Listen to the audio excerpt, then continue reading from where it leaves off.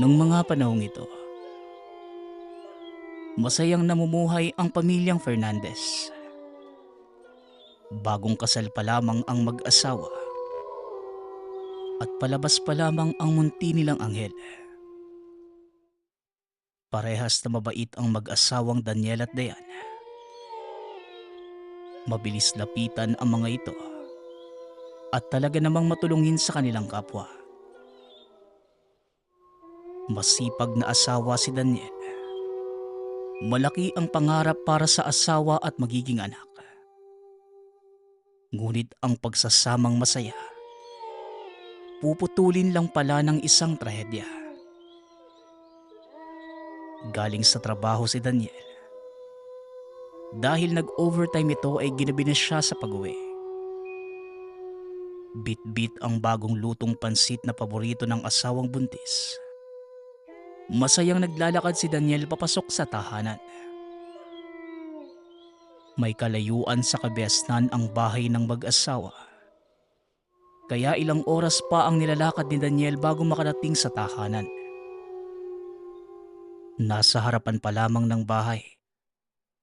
Nagtataka na si Daniel dahil bukas ang pinto ng bahay. Mahal, nasan ka? May dala akong pansit para sa'yo. Sakto, bagong luto pa to.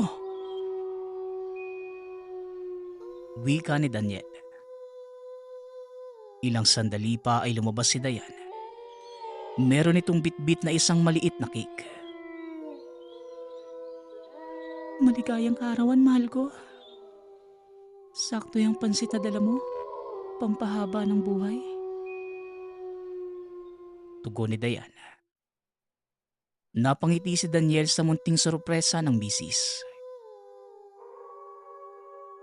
Sus naman, mahal, oh. Nag-abala ka ba? Salamat, mahal, ah. Sige na, kain na tayo. Sakto at mainit-init pa tong pansit. Wika ni Daniel. Kaagad namang kumain ng mag-asawa. Ganun lamang ang pamumuhay nila. Simple pero masaya.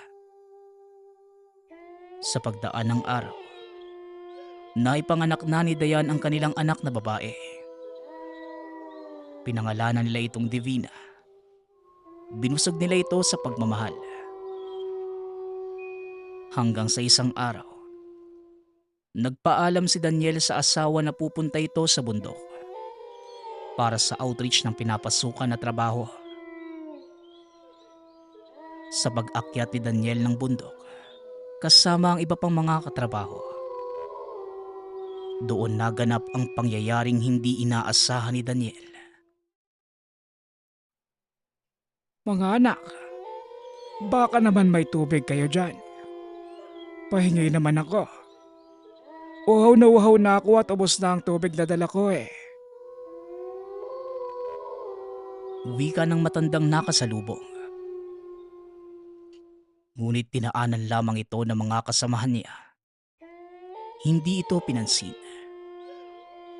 Ngunit dahil sa kabaitan ni Daniel, kaagad niyang nilapitan ang matanda at pinainom. Pasensya ka na, Lo, ah. Ito na lang po ang tubig na meron ako eh. Ubusin mo na po yan, mas kailangan mo po eh. Tsaka, kumain ka na po ba? Ito po, may tinapay pa po ako. Para magkaroon po kayo ng sigla. Wika ni Daniel. Inalalayan niya pa itong umupo.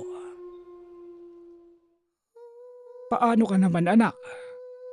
Mukhang malayo pa ang lalakarin nyo. Baka mauwaw ka sa daanan. Tugon ng matanda. Ngumiti lamang si Daniel. Huwag mo na po ako alalahanin, Lo.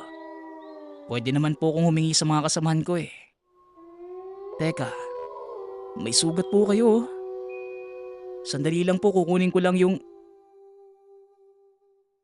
Hindi natapos si Daniel sa sasabihin. Dahil bigla na lamang nagpalit ng anyo ang kaninang matandang lalaki. Isa pala itong diwata. Naglabas ito ng isang butil. Napakabuti mong tao, Daniel. Dahil sa kabutihan mo, ipagkakaloob ko sa iyo ang isang mutya.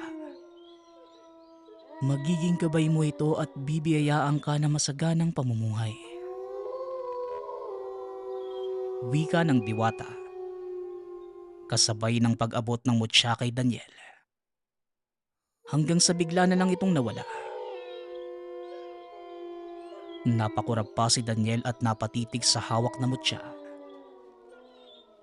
Ilang sandali naman na itinawag na ito ng mga kasamahan. Kaya binulsa na ni Daniel ang mutya. Mabilis namang natapos ang outreach nila. Pagod na pagod ito nang umuwi sa tahanan. Sinalubong naman siya ng asawa na may ngiti sa labi. Mahal, kamusta ang outreach niyo? Panigurado, napagod ka dun oh. Maupo ka muna at mamasahihin kita. Teka, ubarin mo muna yung sapatos mo para naman mahanginan. Wika ni Dayan. Sabay halik sa pisngi ng asawa. Ang swerte ko talaga sa asawa ko ah. Maalaga na, mapagmahal pa. Si baby, nasan siya? Tanong ni Daniel. Nasa kwarto si baby. Nasa kuna at mahimbing pang natutulog. Diyan ka muna ha. Ikukuha lang kita ng makakain. Sabay na din tayo dahil hindi pa ako kumakain eh. Tugon ni Dayan. Kagad itong pumunta ng kusina. Matapos maghanda ay kumain na sila. Habang kumakain, naalala ni Daniel ang nangyari sa gubat at kagad na kinuha ang mutya sa bulsa. Nagulat si Daniel. Naroon pa rin ang binigay sa kanya ng diwata. Kaya kagad niya itong kwinento sa asawa. Mahal, naniniwala ka ba sa mga mutya? Agimat at anting-anting? Di ba? Bigla ang tanong ni Daniel. Kaya napakunot ang noo ni Dayan sa tanong ng asawa. Oo, naniniwala ako. Dahil noon, isang antingero ang lolo ko.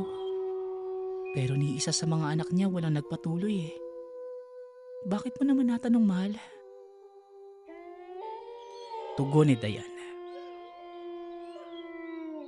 Bakit naman walang gusto magpatuloy sa mga anak ng lolo mo? Tanong ni Daniel. Bagamat nagtataka ay sinugot pa din ni Dayan ang tanong ng asawa. Ang sabi sa akin ni tatay, kapag isa kang antingero tagapangalaga ng agimat at mutya, nasa panganib ang buhay mo at pamilya mo. May kapalit daw ang kapangyarihan na binibigay ng mutya eh. Hindi ko sigurado pero sinabi ni tatay, namatay daw si nanay bilang kabayaran sa pinangangalagaan ni lolo na mutya. Bakit mo ba tinatanong, mahal? Tanong ni Dayan. Napabuntong hininga si Daniel. Ipinakita sa asawa ang mutya na binigay sa kanya ng diwata. Nanlaki ang mga mata ni Dayan sa nakita at hindi ito makapaniwala. Kanina kasi nung nasa bundok kami, nakakita ako ng isang matanda. Tinulungan ko siya eh. Pinakain at pinainom ko ng tubig tapos bigla na lang naging diwata. Akala ko nga nung una na mamalikmata lang ako pero totoo pala eh. Pagkatapos nun, binigay niya sa akin tong mutyang to. Naglaho na lang siya na parang bula. Tugon ni Daniel. Namangha naman ang misis. Hindi ito makapaniwala sa nakita at sinampal pa niya ang sarili. Mutya nga ito. Kung ganun, ikaw ang napiling maging tagapangalaga ng mutya.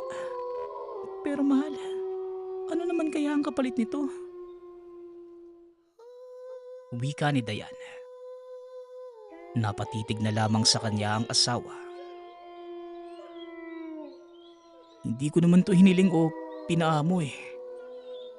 Kusa lang tong binigay sa akin kaya siguro wala namang kapalit lalo na't hindi ko naman gagamitin. Di ba mahal? Tanong ni Daniel.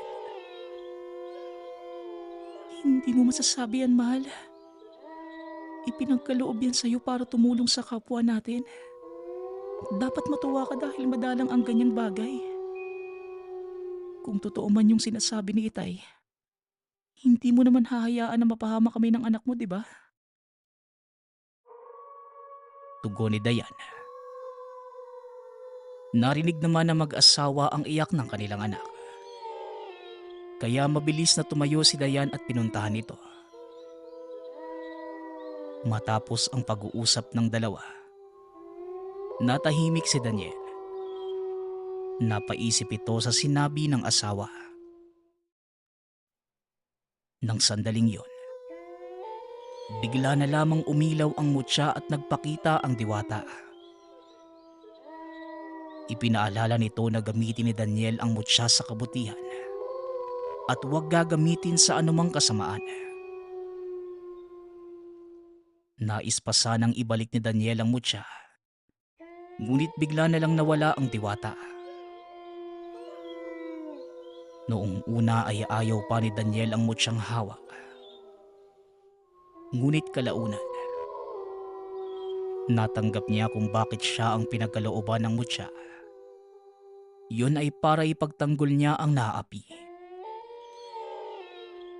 Isang araw, habang naglalakad sa gitna ng madilim na daan, nakarinig si Daniel ng iyak ng babae. Sinundan niya ang pag-iyak. Nakita niya ang kaibigan ng asawa na umiiyak. Humihingi ito ng tulong. Kagad na lumapit si Daniel upang iligtas ang babae. Pero laking gulat niya dahil kakaibang nilalang ang nakita. Kagad na napunta sa paglalaban ang pangyayari. Hindi inaasahan ni Daniel nang mapatay niya ang nilalang. Matapos yon, kagad inasikaso ni Daniel ang babae dahil pumutok na ang panubigan nito. Nang balikan niya ang katawan ng aswang para ligpitin, wala na ito. Nagulat pa si Daniel at inisip na lamang na maaaring nagpapanggap lamang na patay ang aswang. Binaliwala na lamang yun ni Daniel. Hanggang sa lumipas ang 1 taon. Malaki na ang anak. Kaya mas lalo pa itong nagsipag sa pagtatrabaho kaya napadalas ang pag-uwi ng hating gabi. Palagi naman niyang sinasabihan ng asawa na magsaradong maigi ng pintuan, na sinusunod naman ni Dayan. Sa paglipas ng araw, nalimutan na ni Daniel ang nangyari nung gabing yon. Ngunit ang pangyayari sa nakaraan, babalik pala ito para singilin siya. Isang gabi, nagmamadaling umuwi sa tahanan si Daniel. Hindi siya mapalagay. Iba ang kutob nito at kinakabahan siya. Pagkarating sa tahanan, laking pagtataka ni Daniel dahil nakapatay ang ilaw. Hindi naman yun gawain ng asawa. Kinilabutan si Daniel. Mabilis itong pumasok ng tahanan. Pagkabukas ng ilaw, may biglang humampas sa ulo ni Daniel. Kaya kagad itong nawalan ng malay. Pagkagising ni Daniel, nagulantang ito dahil nakatali na siya maging ang asawa at anak. Mabilis na humingi ng tulong si Daniel sa mutyang pinapangalagaan. Ngunit dahil hindi sapat ang kaalaman ni Daniel, natalo ito ng pinuno ng mga aswang. Ang lakas naman ng loob mong paslangin ang anak ko. Buhay ang kapalit sa buhay na kinuha mo. Wika ng pinuno ng mga aswang. Wala akong ginagawang masama sa inyo. Bakit niyo ako ginaganito? Pakiusap naman oh. Huwag yun na idama yung pamilya ko. Tugon ni Daniel.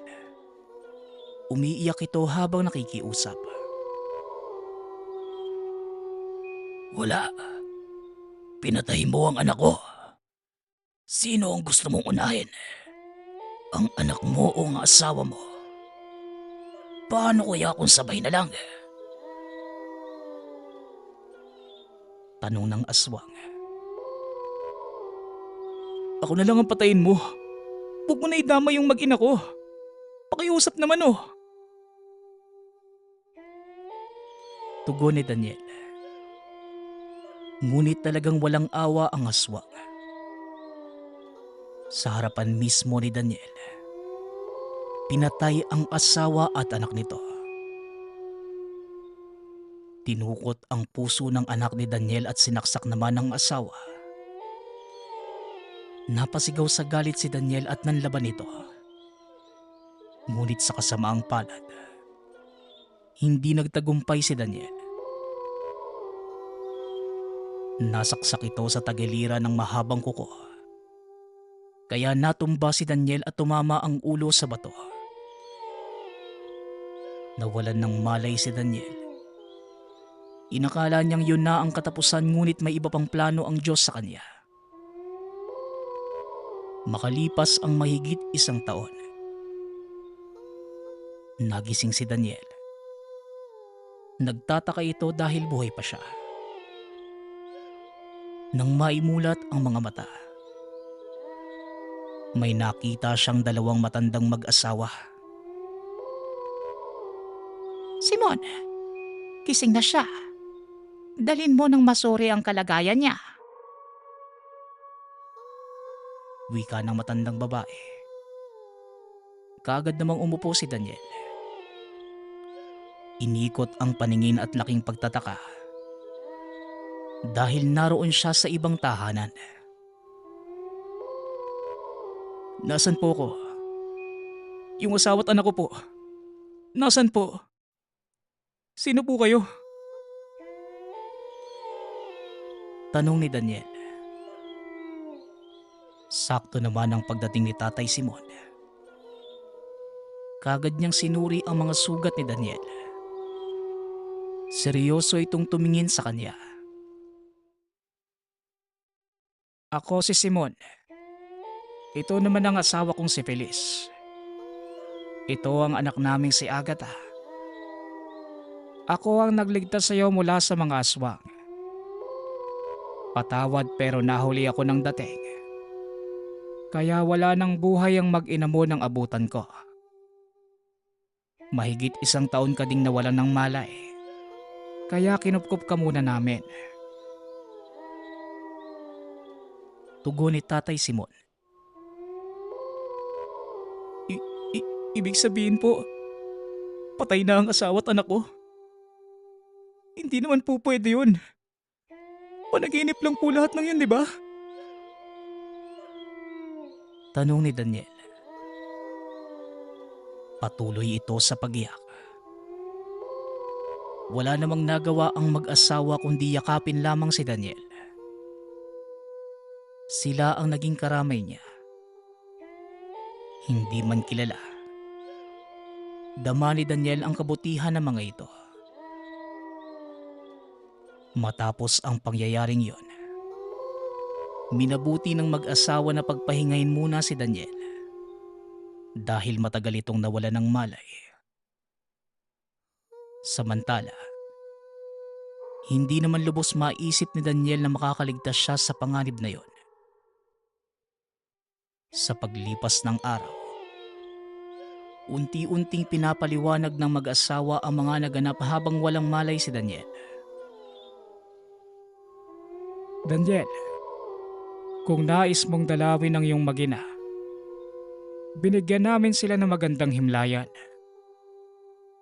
Pasensya na kung nahuli ako ng dating. Wika ni Tatay Simon. Sa puntong yun, naguguluhan si Daniel. Bakit po ba ang bait niyo sa akin? Sino po ba talaga kayo? Hindi ko maunawaan kung bakit gano'n na lang kayo kabait sa akin eh. Samantalang hindi ko naman kayo kakilala. Nagtataka lang talaga ako dahil sa loob ng mahigit 1 taon. Kinupkup niyo ako at hindi ko man lang alam kung bakit niyo ginawa yun. Tanong ni Daniel. Nagkatitigan naman ang mag-asawa. Isa akong antingero, Daniel. Gaya mo. Biktima din ako ng mga aswang na pumaslang sa pamilya mo. Inaruga kita dahil gusto kong magtulungan tayo para matalo ang mga nilalang na yon. Para wala ng iba pang pamilya na magaya sa atin. Sa pamamagitan ng ating gagawin, mabibigyan natin ng hustisya ang mga mahal natin sa buhay. Pagpapaliwanag ng matanda. Naunawaan naman ni Daniel ang sinabi nito. Sumang-ayon si Daniel sa nais ng mag-asawa. Nabanggit din ni Tatay Simon na alam niya na isang tagapangalaga ng mutya si Daniel. Teka, paano niyo po nalaman na isa akong tagapangalaga ng mutya? Gayong hindi naman tayo magkakilala. Tanong ni Daniel. Ipinaliwanag nito na maalam siya sa mga ganong bagay. Kaagad niyang nalalaman kung isa bang tagapangalaga ang isang tao. Naunawaan naman ni Daniel ang ibig ipaliwanag ni Tatay Simon. Kaya hindi na ito nagtanong pa. Malakas ang mutya na hawak mo. Sadyang hindi mo lamang alam kung papaano kontrolin ang iyong kakayahan. Bueno, hindi na yon mahalaga. Dahil ako mismo ang magtuturo sa iyo. Wika ni Tatay Simon. Habang nakatitig at nakangiti kay Daniel. Bago mag-umpisa ang pagsasanay ni Daniel, dinalaw nito ang puntod ng asawa at anak. Sobrang bigat para sa kanya ang nangyari. Lalo na't sa tuwing pinipikit niya ang mga mata. Nakikita niya kung paano pinaslang ng nilalang ang kanyang pamilya. Kaya ipinangako mismo ni Daniel sa puntod ng asawa at anak. Bibigyan niya ng hustisya ang pagkamatay ng mga ito. Matapos madalaw ang puntod ng mag-ina, nagpatuloy na sa pag-iensayo si Daniel. Nang dahil sa determinasyon nito na may paghiganti ang namayapang asawa at anak. Mabilis na natuto si Daniel. Sa paglipas ng mga araw naging dalubhasa si Daniel sa paggamit ng mutya at tumusay din ito sa paggamit ng mga armas. Panlaban sa mga aswang. Matapos ang mahabang paghahanda, nagplano na ang mga ito sa pagsugod sa bagong kuta ng mga aswang. Lahat sila magbabayad sa ginawa nila sa pamilya ko. Wala akong ititira sa lahi nila. Wika ni Daniel. Mahigpit nitong hinawakan ang mutya na pinangangalagaan. Matapos ang pagpaplano, sumugod na si Daniel at Tatay Simon kasama ang iba pang mga antingero na kakilala ng matanda. Bago tuluyang pumunta sa mismong kuta ng mga aswang. Gumawa muna ng ritual sila Daniel upang hindi maramdaman ng mga aswang ang presensya. Sa pinagsama-samang dasal ng mga ito, nakagawa ng malakas na kalasag sila Daniel. Hanggang sa sinimulan nila ang pagpatay ng lihim sa mga aswang. Ngunit sa kalagitnaan ng kanilang pagpaslang, biglang dumating ang pinuno at sinira nito ang kalasag na nabuo nila Daniel. Buhay ka pa. Pinatay na kita. Hindi maaari ito. Wala pang nakakaligtas sa mga biktima na pinaslang ko. Wika ng pinuno. Tama ka. Buhay na buhay pa ako. Bumangon ako mula sa hukay para ipaghiganti ang mahal ko sa buhay. Tugon ni Daniel. Bakas sa mga mata nito ang paghihinagpis. Ang lakas naman ng loob niyong sumugod dito sa lugar namin.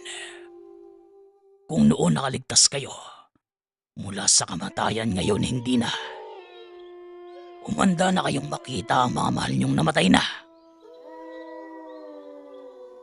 Wika ng pinuno. Galit na galit ito habang nakatitig kay Daniel. Sumiklab ang labanan at lahat sila ay walang nais magpatalo. Nagpatuloy si Daniel sa pagkitil sa mga buhay ng mga aswang.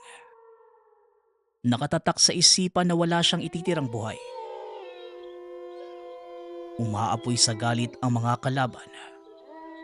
Bawat dugong dumadanak ay hapdi sa bawat isa.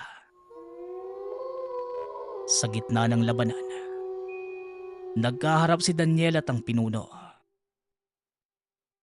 Muling rumehistro sa isipan ni Daniel ang kaganapan nung nakaraan. Kaagad itong umatake sa pinuno. Mabilis na tila kidlat. Gaya ng turo ni Tatay Simon. Bawat galaw ng pinuno ay inaral niya. Sa sandaling napalinga ang aswang, hinampas niya ito ng buntot page sa likuran. Napasigaw sa sakit ang aswang. Mabilis na kumilos upang gumante. Habang abala sa pakikipaglaban sa pinuno, hindi na malaya ni Daniel ang isang aswang na papasugod sa gawin niya. Nasugatan nito si Daniel sa hita. Napaluhod at tumagos ang dugo mula sa malalim na sugat na gawa ng aswang. Ginamit naman ng pinuno ang pagkakataong yun upang patayin si Daniel. Ngunit mabilis namang kumilo si Tatay Simon. Sinugatan niya ng hawak na balisong ang pinuno at tinamaan ito sa mukha. Sa galit ng aswang, hinagis nito si Tatay Simon at tumilapon sa kawayan ng matanda. Napasuka ito ng dugo sa lakas ng pagkakabagsak. Kaagad namang gumanti si Daniel. Tuloy-tuloy niyang hinampas ng buntot page ang pinuno. Hindi naman ito nakailag dahil iniinda pa ang sugat na natamo. Nang makabawi ng lakas, hinawakan ng pinuno ang buntot page na gamit ni Daniel. Hinila ito at pinulupot sa leeg ng binata. Nasakal si Daniel at unti-unti itong hindi nakahinga. Habang pinahihirapan ng aswang ang paghinga ni Daniel, ipinikit nito ang mga mata at handa ng salubungin ng mag-ina. Ngunit bigla na lamang siyang bumagsak sa lupa. Napamulat si Daniel at nakita si Agatha, ang anak ni Tatay Simon. Ano ka ba? Akala ko ba hindi mo hahayaan na magapikan ng aswang? Uubusin mo pa sila, di ba? Bakit sumusuko ka na kaagad? Tumayo ka dyan. Wika ni Agatha. Nakita ni Daniel na namimilipit sa sakit ang pinuno. Ano bang ginagawa mo dito? Delikado dito eh. Tsaka anong ginawa mo sa aswang? Tanong ni Daniel. Ang dami mo namang tanong eh. Sige na. Tapusin mo na ang laban at pupuntahan ko lang si tatay. Tugon ni Agatha. Hinalikan nito sa pisngi si Daniel. Natigilan siya at biglang bumilis ang tibok ng puso. Kitang-kita ni Daniel kung gaano kagaling sa pakikipaglaban si Agatha. At sa kauna-unahang beses, buhat nang mawala ang pamilya. Nung oras na yun lamang napangiti si Daniel. Napatitig ito kay Agatha ngunit mabilis na inalis ni Daniel ang bagay na yon sa isipan. Muli niyang hinarap ang aswang at sa oras na yon, nagpabihag si Daniel sa aswang. Panoorin niyo kung paano ko tatapusin ang buhay ng lalaking ito. Wika ng pinuno. Nanlaki ang mga mata ni Agatha nang makitang bihag si Daniel ng pinuno. Walang hiya ka. Bitawan mo si Daniel. Ako ang harapin mo. Wika ni Agatha. Tatakbo pa sana ito papunta sa pinuno. Ngunit kagad siyang hinawakan ni Tatay Simon. Huwag kang lalapit doon. Magtiwala tayo kay Daniel. Alam ko na meron siyang pinaplano. Wika ni Tatay Simon. Sa pagtingin ng mag-ama ay biglang nilabas ng binata ang isang sundang at sinaksak nito ang aswang sa puso. Napaatras ang pinuno at binunot ang sundang. Ngunit nilapit ito ni Daniel at muling sinaksak sa dibdib. Napasuka ng dugo ang pinuno at tumumba ito. Napangiti si Tatay Simon at Agatha nang makita nila na natumba ang aswang. Palapit na si Daniel sa mag-ama nang bigla na lamang sumugod ang isang aswang mula sa likuran. Nasaksak nito si Daniel gamit ang mahabang kuko. Tumakbo naman si Agatha at pinugot ang ulo ng aswang.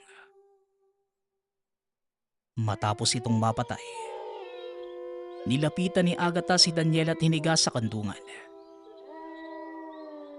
Daniel, lumaban ka at huwag kang pipikit. Pakiusap, huwag mo kaming iwan.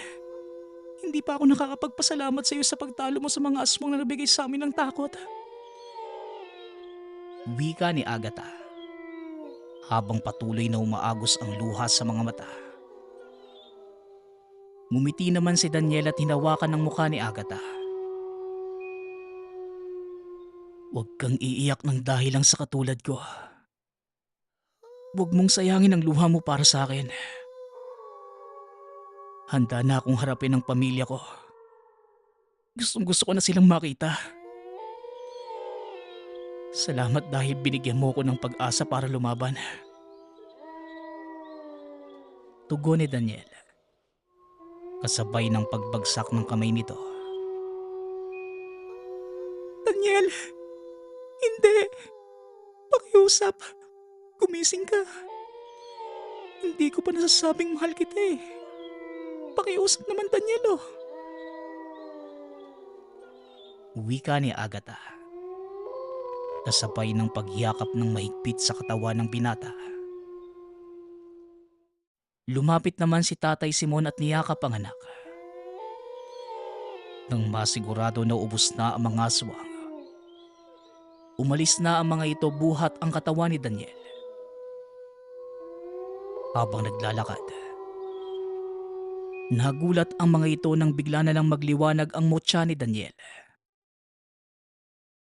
Bumalik ang pulso nito at tumibok muli ang puso. Nagkaroon ito ng malay at dahan-dahan ni siyang ibinaba. Sa wakas, nabigyan na po natin ng hustisya ang mga mahal natin sa buhay na namayapa ng dahil sa kanila. Wika ni Daniel. Napatingin ito kay Agatha na walang kibo sa gilid. Masaya ako na nagtagumpay tayo. Susunduin ko si Feliz upang makita ka. Maiwan ko muna kayo ng anak ko. Wika ni Tatay Simon. Napatango lamang si Daniel. Pagkaalis ng matanda, muling nagsalita si Daniel. Wala ka bang sasabihin? Nung nasa laban tayo, ang daldal mo ngayon, para kang pipi na nanahimik sa gilid ah. Wika ni Daniel. Napayuko na lamang si Agatha. Naiiya ito sa mga pinagsasabi niya ngunit kalaunan. Lumapit ito kay Daniel habang umiiyak. Akala ko hindi ka nagigising eh. Takot na takot ako nang bumagsak ang kamay mo. Inakala nga namin ni tatay na patay ka na eh. Tugon ni Agatha. Ano naman kung patay na ako? Wala lang naman ako sa'yo, no? Tsaka hindi niyo naman ako kaano-ano eh. Wika ni Daniel. Kaagad na hinampas ito ng dalaga. Anong wala? Para ka nang anak nila tatay at nanay eh. Tsaka syempre mahalaga ka sa akin. Kasi ako nag-alaga sa'yo nung wala kang malay noon. Nagkagusto nga ako sa'yo kahit tulog ka lang eh. Pag-amin ni Agatha. Napangiti naman si Daniel. Pasensya na, Agatha. Hindi ko pa masusuklian ang pag-ibig na bigay mo sa akin eh. Pero alam ko dito sa puso ko, may puwang ka sa buhay ko. Maraming salamat, Agatha, sa pagbigay sa akin ng pag-asa para lumaban. Tugon ni Daniel. Nagyakapan ng dalawa. Matapos ang pangyayaring yun, mabilis na gumaling ang mga sugat ni Daniel. Hindi kalaunan, lumalim ang pagkakaibigan ng dalawa hanggang sa nagkaibigan. Ikinasal muli si Daniel kay Agatha at pinangako na hindi na mauulit ang bangungot ng kahapon. Naging masaya na si Daniel sa piling ni Agatha at kalaunan na ibinayaan sila ng kambal. Nang namayapa na si Tatay Simon at Nanay Feliz nang dahil sa katandaan, umalis sa kabanatuan ng mag-asawa. Nanirahan ang mga ito sa Maynila at nagumpisa ng bagong buhay. Hindi man naging maganda ang nakaraan ni Daniel. Nabago naman ito sa kasalukuyan. Itinabi na lamang ni Daniel ang mutya na pinagkaloob sa kanya. Kailanman, hindi na niya yung ginamit dahil sa pag-aalinlangan na maulit ang malagim na nakaraan sa pamilya. Hanggang sa kasalukuyan, masaya na sila Daniel sa kanilang bunting tahanan. Simple man, ngunit payapa.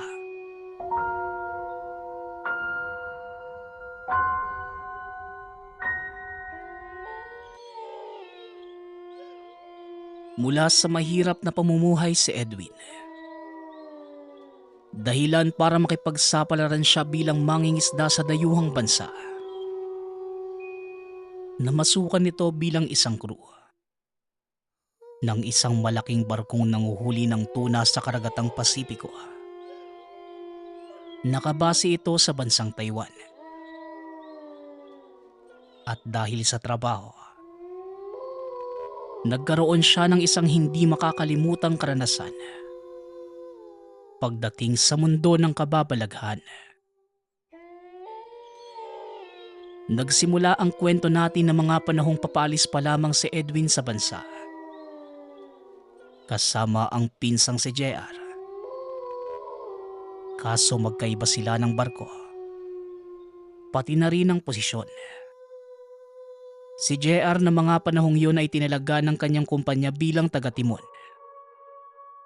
Habang si Edwin naman ay baguhan. Kaya naman sa baba siya na destino. Bago lumipad, binili na ni JR ang pinsan.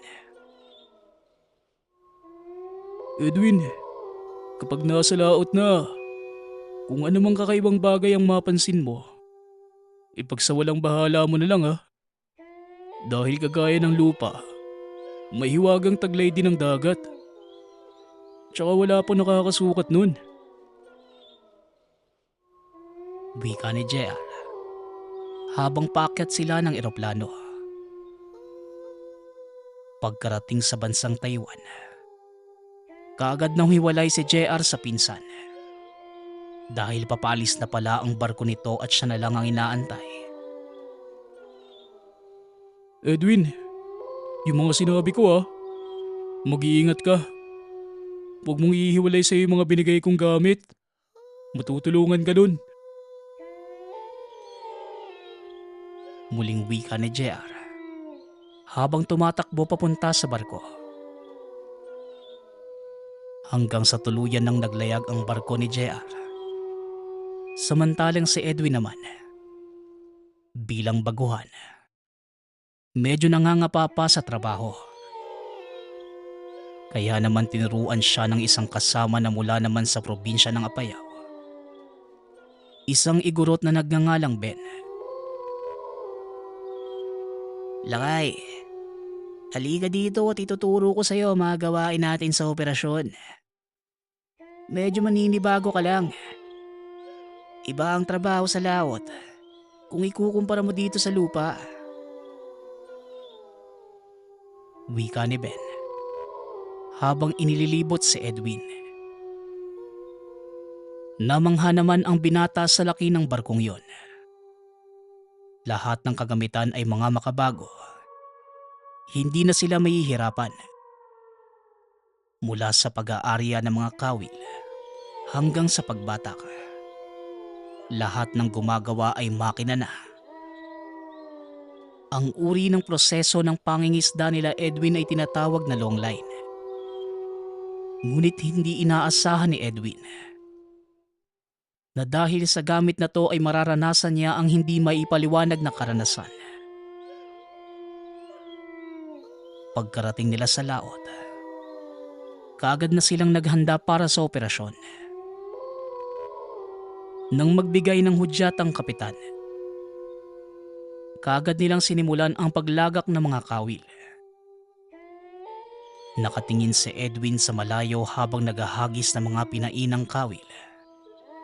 Nang bigla siyang nakakita ng isang napakalaking buntot ng isda. Napakakulay nito. Kaya hindi niya maiwasang mabanggit ito sa kasamang si Ben. Ben, tignan mo yung isda Ang kulay ng buntot. Wika ni Edwin. Dahil ito ang unang beses sa laot, hindi talaga maiiwasan na mamangha sa mga masilayan. Napangiti na lamang si Ben dahil sa reaksyon na pinakita ni Edwin. Lakay, huwag ka masyadong magtuturo dyan. Baka mamatanda ka eh. Tugon ni Ben. Hindi naman ito sineryoso ni Edwin. Dahil tumatawa si Ben nang sabihin niya yon. Nagtagal na mga ilang araw na tila batang tuwang-tuwa si Edwin sa mga nakikita.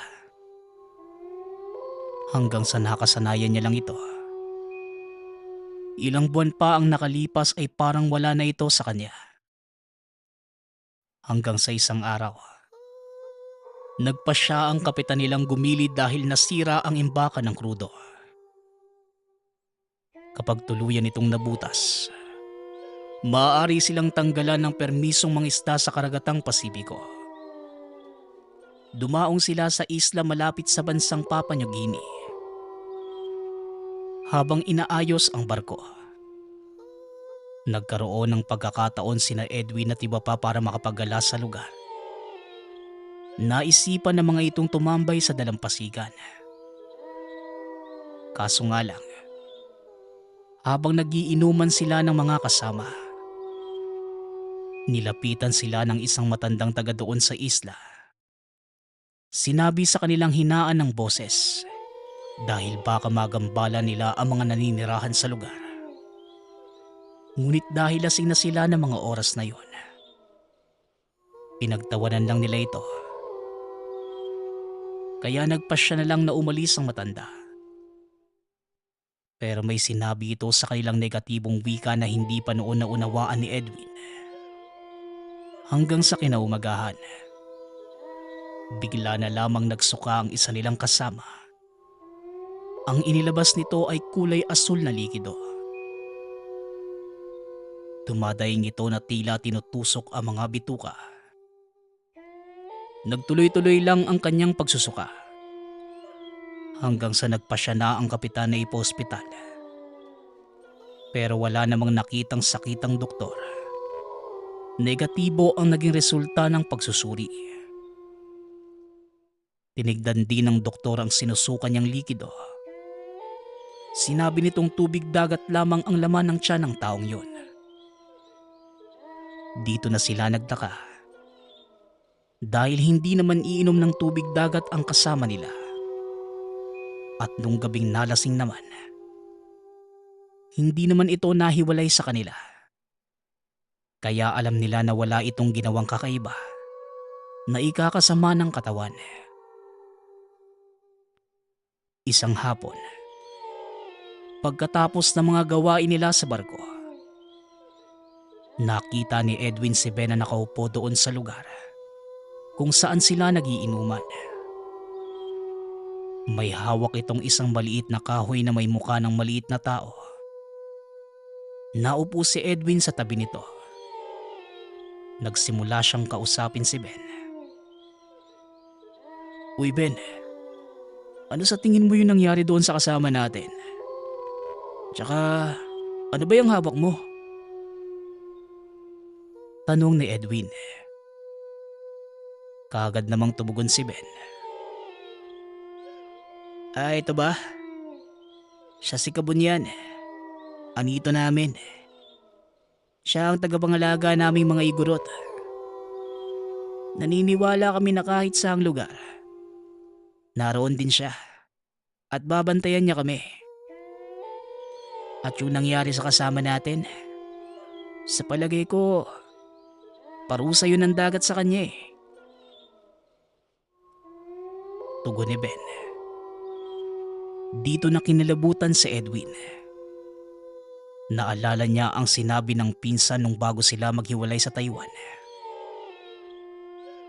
Ben, may sinabi sa akin yung pinsan ko bago tayo umalis sa Taiwan noon eh. Ang sabi niya, kagaya sa lupa, may mga nilalang din na hindi nakikita sa karagatan. Naniniwala din ba kayo doon? Tanong ni Edwin. Tumango naman si Ben at nagsalita. Kagaya ng kagubatan, may mga espiritu o elemento ding nagbabantay sa karagatan. Kagaya sa lupa. Kapag ginalit mo sila, paparusahan ka din nila. Tama ang pinsan mo.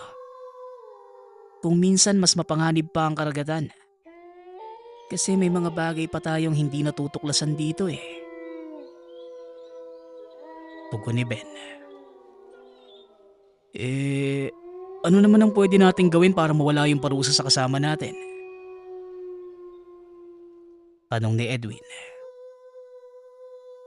Sa palagay ko, Edwin, wala eh. Kasi hindi ko din alam kung ano ang ginawa niya. Kung bakit siya pinaparusahan ng karagatan. Tugon ni Ben. Habang nag-uusap sila, biglang dumating ang kanilang agent o yung taong namamahala sa kanila sa lugar na yon. Sinabi nitong papawiin ang kasama nila sa Pilipinas dahil hindi na din kayang lunasan ng mga doktor sa bansang yon ang karamdaman. Nang mga sumunod na araw, bigla na lang napatawag ang pinsan ni Edwin na si JR. Tamang-tama lang ang pagtawag dito. Hindi na nagdalawang isip pa si Edwin na itanong dito kung ano ang pwede nilang magawa sa kasama. Pero bago niya itong natanong, sinalaysay niya muna ang lahat ng pangyayari. Pero maging si JR, hindi din alam ang gagawin. Dahil malayo ito. Kailangan niya itong makita upang matukoy kung ano ang nararamdaman ng tao. Kinahapunan. Nang araw ding yon may dumating na balita sa kanila na hindi pa din tumitigil sa pagsusuka ng tubig alat ang kanilang kasama. Sa pagkakataong iyon, may kasama na itong mga buhangin at patay na dugo. Dito na kinabahan ng mga doktor dahil unang beses nilang makaengkwentro ng ganitong kaso. Maging sila ay hindi ito maipaliwanag. Hanggang sa isang pasyente na taga roon ang nakapagsabi na ito ay parusa ng isang sirena. Ayon dito, may sinaktan ng kasama ni Edwin na isang nilalang at nagkataong alaga ito ng sirena. Kaya naparusahan siya nito. Nagalok din ng tulong ang pasyenteng yon na gamutin ng kasama ni Edwin. At dahil desperado na sila, hindi na sila tumanggi. Sa harapan mismo ng mga doktor, ginamot ng babaeng pasyente ang kasama ni Edwin. Sa kalagitnaan ng proseso ng panggagamot, nawalan ng malay ang kasama ni Edwin. Naitago na lang natin sa pangalang Joey. Ayon sa babaeng ng gamot, ayos lang mawalan ito ng malay dahil kasalukuyang naglalakbay ang kaluluwa nito pabalik sa katawang tao. At ang nasa loob ng katawan nito ay ang nilalang na nagparusa sa kanya. Swerte din nila Edwin na mga sandaling yun dahil marunong magsalita ng Ingles ang babae. Kaya naipaliwanag nito sa kanila ang buong pangyayari. Ayon sa babae, nang hawakan niya si Joey, nakita nito ang ginawa niya. May nakita itong isang uri ng napakagandang isda. Kinuha niya at nilagay sa isang bote ng alak. Ngunit dahil sa kakulangan sa hangin, namatay ang isda. Itinapon niya ito pabalik sa dagat, kasama ng bote ng alak. Ang hindi niya alam, ito pala ay alaga ng isang sirena. Nakita din ng babae ang pagiyak ng sirenang yun sa pagkawala ng alagang isda. At bilang kaparusahan sa kasama nilang si Joey, ginawa nitong sisidlan ng tubig ang katawan niya. Buti na lamang ay naagapan nito, kung hindi, talagang mamamatay si Joey. Matapos ang kaganapang yun, pinauwi na din ito ng kumpanya para na rin sa sariling kaligtasan.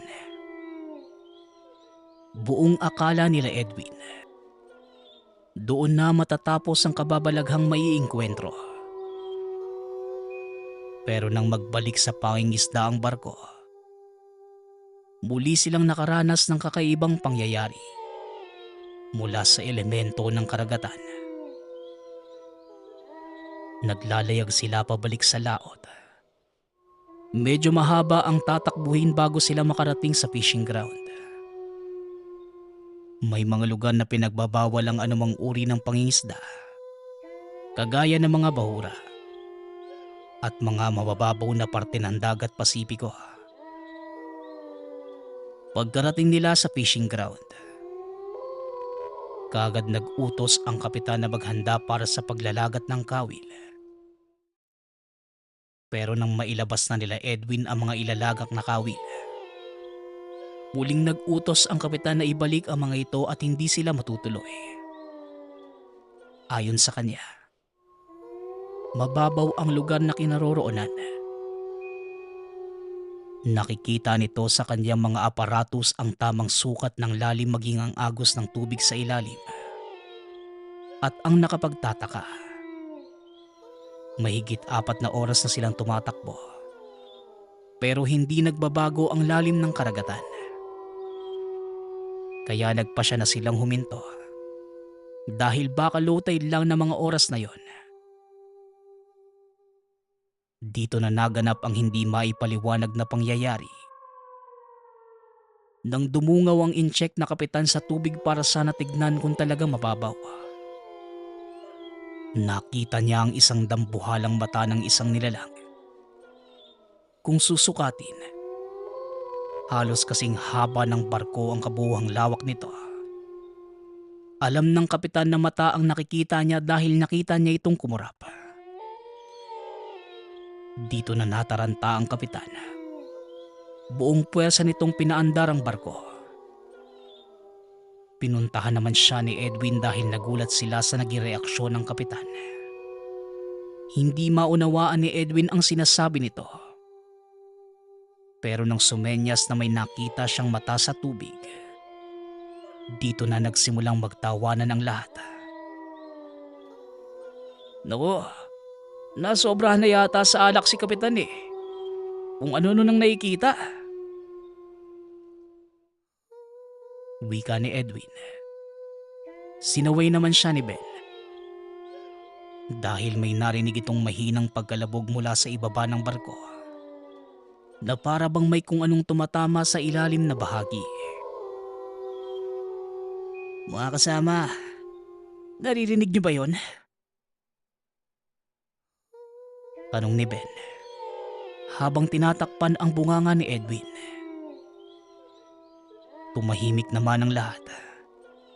Walang ano-ano ay bigla na lang tila may kung anong nilalang na umugas sa kanilang sinasakyan. Kanya-kanyang dungaw ang mga ito. Pero wala naman silang makita. Maliban kay Ben at Edwin, na nooy magkatabing nakadungaw sa tubig. Edwin, nakikita mo ba yung nakikita ko?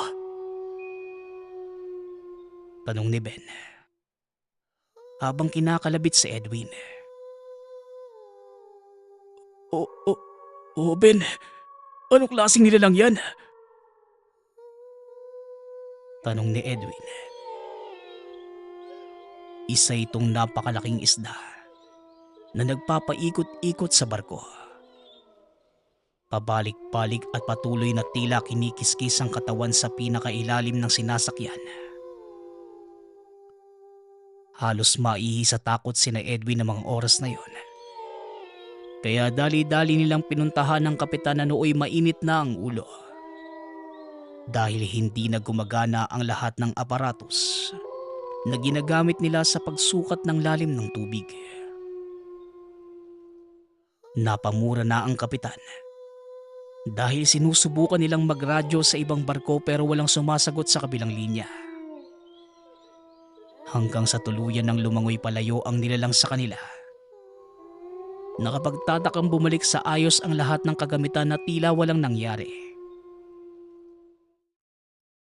Nang sumunod na araw, napagpasyahan nilang gumilid muli para kumpirmahin kung ano ang nakita sa laot.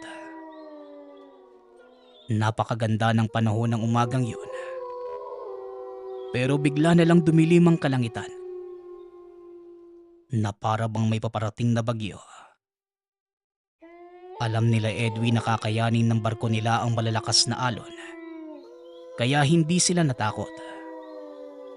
Hanggang sa mapansin ni Edwin ang relo. 8:00 pa lamang ng umaga. Pero ang dilim ng paligid na parang 6:00 na ng gabi. Halos hindi na din nila makita kung ano ang nasa unahan ng barko sa sobrang kapal ng hamog. Nagpasya ang kapitan na bagalan lang ang takbo ng barko para kung sakaling may masalubong man sila ay kagad nila itong mapapahinto. Inaantay na din nila ang malakas na hangin at matataas na alon. Pero wala. Napakakalmado ng karagatan. Tila walang alon sa paligid.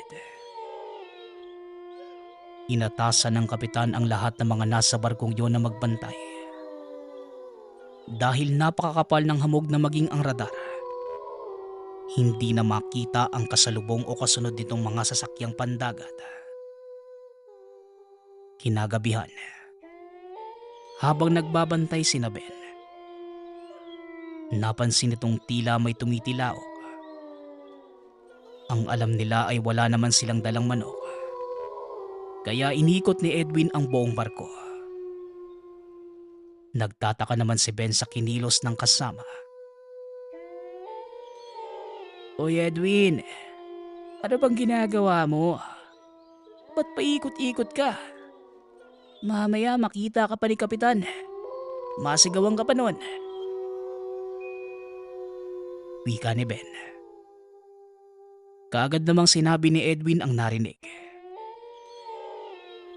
Nagulat naman si Ben dahil ayaw na din sa karanasan bilang datihan na manlalayag. Panganib ang dulot ng tilaok na manok sa laot. Pero hindi nila alam kung ano ang gagawin nila. Dahil hindi naman naniniwala ang kapitan nila sa mga ganito.